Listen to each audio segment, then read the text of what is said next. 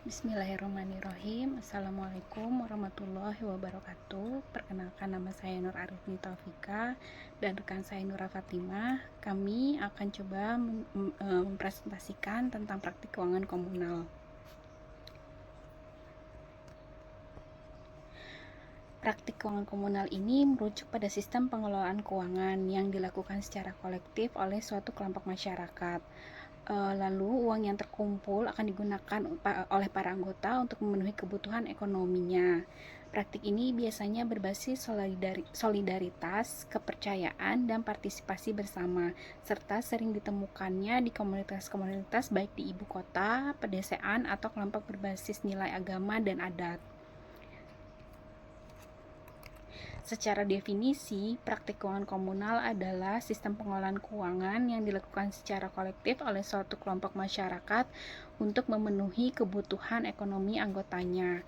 Sistem ini biasanya berbasis solidaritas, kepercayaan, dan partisipasi bersama, serta sering ditemukan seperti yang tadi sudah dijelaskan di komunitas-komunitas lokal baik di ibu kota, pedesaan, atau di kelompok berbasis nilai agama dan adat. Ada 5 ciri praktik keuangan komunal. Yang pertama adalah praktik kolektivitas. Besaran dana yang ditarik dan yang didapat serta jumlah peserta dan periode pencairan dananya diputuskan dan disepakati secara musyawarah oleh seluruh anggotanya. Ciri praktik yang kedua adalah gotong royong. Setiap anggota sepakat untuk saling membantu dalam hal dana dan sumber daya.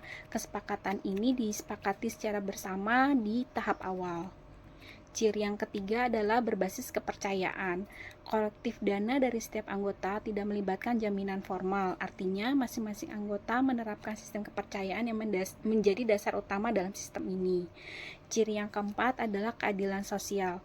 Tujuan praktik keuangan komunal ini bukan sekedar keuntungan semata, tetapi untuk pemerataan kesejahteraan seluruh anggota.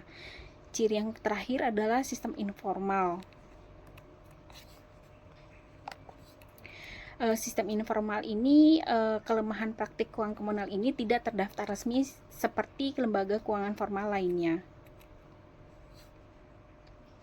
Contoh praktik keuangan komunal di Indonesia itu ada 3 contoh. Yang pertama adalah arisan. Arisan ini sebagai bentuk praktik komunal yang bentuknya iuran rutin diundi untuk mendapatkan giliran penerimaan dana untuk para anggotanya. Tujuan dari arisan ini biasanya digunakan sebagai simpanan, bantuan dana darurat, dan sosial. Lalu contoh yang kedua adalah julo-julo. Julo-julo ini bisa dibilang mirip dengan arisan, tetapi tidak terdapat perbedaan yang signifikan dalam struktur dan tujuannya dari arisan tadi. Contoh yang ketiga adalah simpan pinjam yang berasal dari Provinsi Bali. Bentuk praktek ini disebut sebagai Lembaga Perkreditan Desa atau LPD atau Banjar atau Subak. Ada sekitar 5 manfaat dari praktik keuangan komunal. Yang pertama adalah untuk meningkatkan inklusi keuangan masyarakat, dalam hal ini adalah para anggotanya, yang baik yang miskin atau yang tidak tersentuh oleh bank. Yang manfaat yang kedua ada untuk memperkuat solidaritas dan jaringan sosial para anggota. Manfaat yang ketiga adalah menjadi sarana pendidikan keuangan dasar. Manfaat yang keempat adalah mengurangi ketergantungan pada rentenir. Manfaat yang terakhir adalah untuk membantu perputaran ekonomi lokal, dalam hal ini adalah kelompok anggota dari arisan tersebut. Namun bentuk praktik keuangan komunal ini memiliki tantangan-tantangan yang sudah beberapa kali terjadi di Indonesia. Tantangan yang pertama adalah resiko moral. Dalam hal ini contohnya adalah biasanya itu dana yang sudah terkumpul itu dibawa lari oleh pemegang dana. Atau tantangan yang kedua, misalnya anggota yang sudah mendapatkan arisan itu tidak membayar kembali setelah mendapatkan arisan. Tantangan yang berikutnya adalah tidak ada regulasi formal dan rawan konflik antar setiap anggota. Tantangan yang ketiga, kurangnya akuntabilitas dan transparansi keuangan jika tidak dikelola dan tidak dicatat dengan baik. Dan tantangan yang terakhir adalah minimnya pemanfaatan teknologi untuk membantu sistem manajemen keuangan. Berikutnya akan dilanjutkan oleh rekan saya Nura Fatimah. Baik, julo-julo dari Sumatera Barat yaitu salah satu bentuk praktik keuangan komunal tradisional yang berkembang dalam masyarakat Minangkabau di Sumatera Barat. Sistem simpan pinjam atau arisan tradisional berbasis gotong royong, sejumlah orang sepakat untuk berkumpul dan menyetor sejumlah uang secara rutin. Lalu secara bergiliran uang tersebut diberikan kepada anggota. Bisa dibilang mirip dengan arisan, tetapi terdapat perbedaan signifikan dalam struktur atau tujuannya. Bantuan yang bisa berupa tenaga, uang, barang, atau jasa secara sukarela. Lebih berfokus pada aspek sosial, gotong royong, dan solidaritas. Lalu ada simpan pinjam dalam adat Bali. Simpan pinjam dalam adat Bali 1.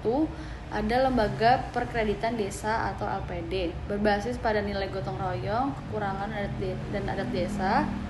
Didirikan oleh desa adat, bukan oleh pemerintah kabupaten. Berfungsi menyimpan uang warga dan memberikan pinjaman dengan bunga ringan. Sumber dananya berasal dari simpanan masyarakat adat, dana upacara, atau hasil usaha desa. Lalu sistem bunga ditetapkan berdasarkan kesepakatan adat, bukan pasar bebas. Tujuan mendukung kesejahteraan krama desa, warga adat, pembangunan pura, upacara, pendidikan anak, dan usaha kecil. Lalu ada Banjar Adat. Sebagai unit sosial adat juga sering memiliki sistem simpan pinjam informal antar warga. Bisa berupa arisan adat, kas Banjar, atau urunan. Dana dipakai untuk kegiatan sosial, upacara, atau membantu warga yang kesulitan. Lalu ada subuk untuk petani.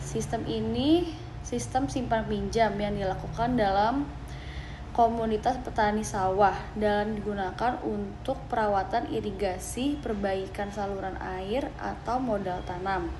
Dikenal dengan sistem ayahan, yakni kerja sama tenaga, uang, dan barang antar anggota.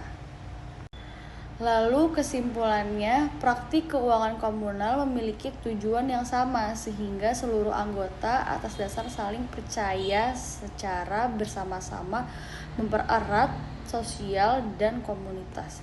Sistem ini memungkinkan anggota untuk saling membantu dalam memenuhi kebutuhan ekonomi tanpa harus bergantung pada lembaga keuangan formal yang berbunga tinggi, sehingga sangat sesuai dengan prinsip-prinsip keuangan dalam Islam seperti keadilan, tolong-menolong, dan larangan riba.